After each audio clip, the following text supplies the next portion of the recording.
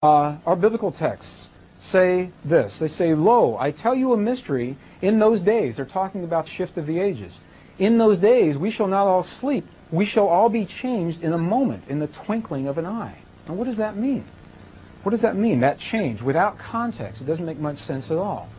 The Emerald Tablets of Thoth, a fascinating body of information. It's not channeled. It was actually written and recorded approximately 13,000 years ago. It's actually pre-Egyptian texts.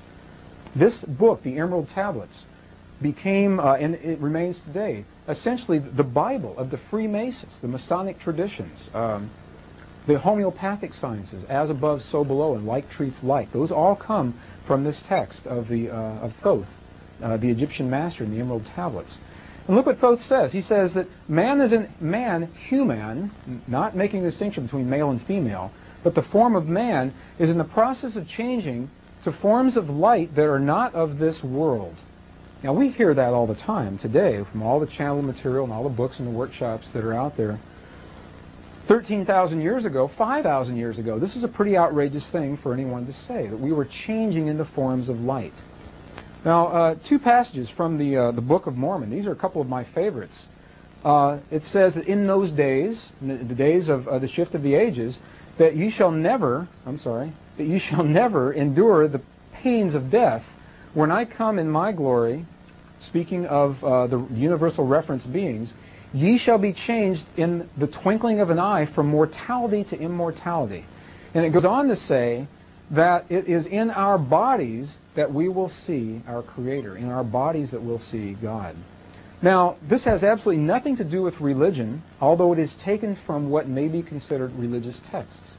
This is ancient information of a phase transition within the human body, information that was left to us that does not make a lot of sense in the past without the context within which to frame this transition.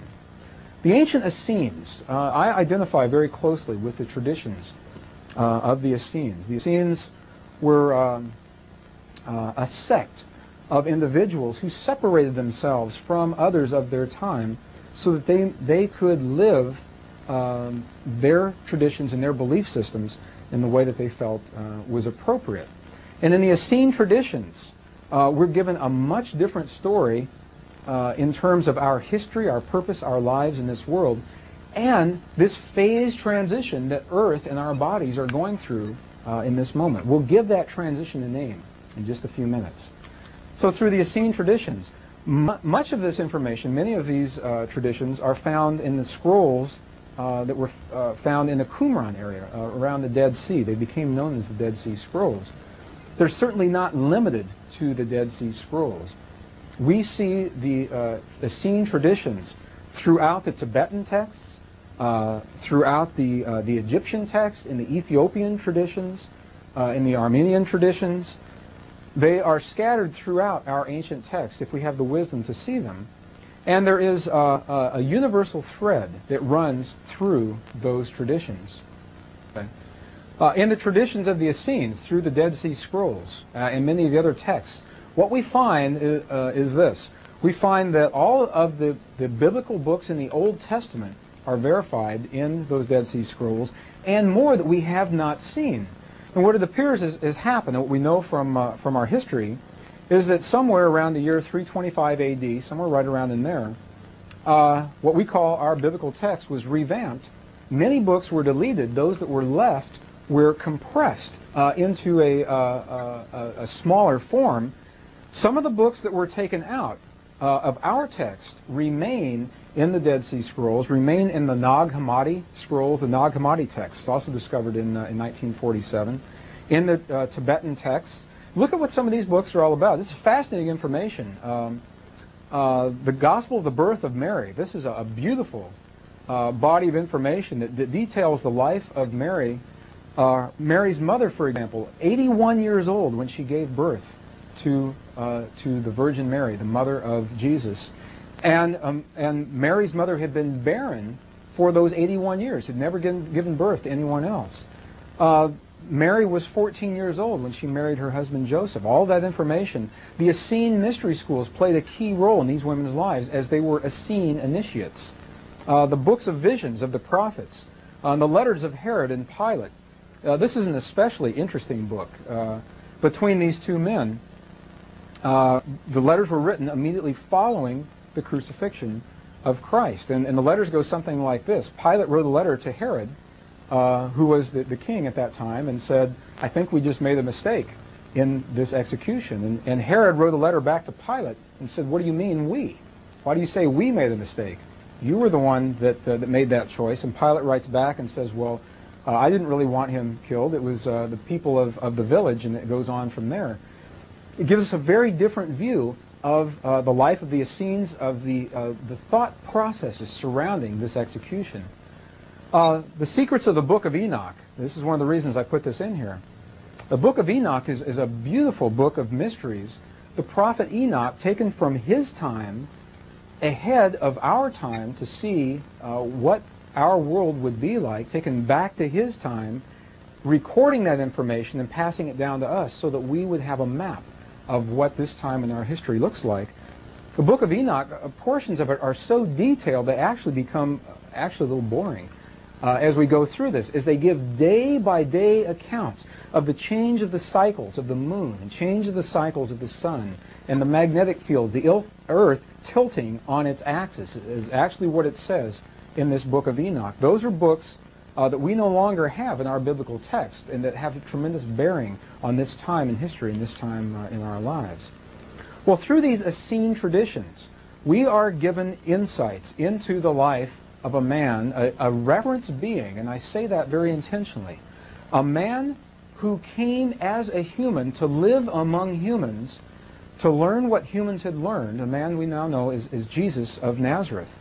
And as I'm saying this, what I'll say to you now on the camera, it may be no accident that this is being videoed on this day. This is Easter Sunday, 1996. And everyone here in the studio now is smiling because we're actually filming this on Easter Sunday. Maybe no accident that is happening. That this initiate, Jesus of Nazareth, lived the life that you and I have learned to live.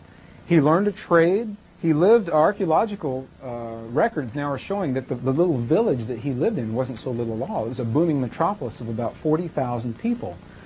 He learned of commerce. He had to do everything that you are learning to do in your life. He had to master the emotions of his life in order to proceed through the choices that he was making in his life. I particularly love this image of Jesus as an initiate, as a student learning. This is again from Cheryl Yonbrock Rose. The title of this image is Christ Anchoring the Celtic Ray in England. It's one of the sacred sites in England. So through the Essene traditions, what we are shown, what we are told is this, that at least once, one man, Jesus of Nazareth, remembered the true nature of his being, the nature of compassion, and we'll define that compassion genetically in just a few moments. He remembered that compassion, he became that compassion in his life, and in doing so, allowed a biochemical shift in his body, a genetic change, a reordering of genetic coding. You'll see all of this very, very clearly with schematics and drawings in just a few moments.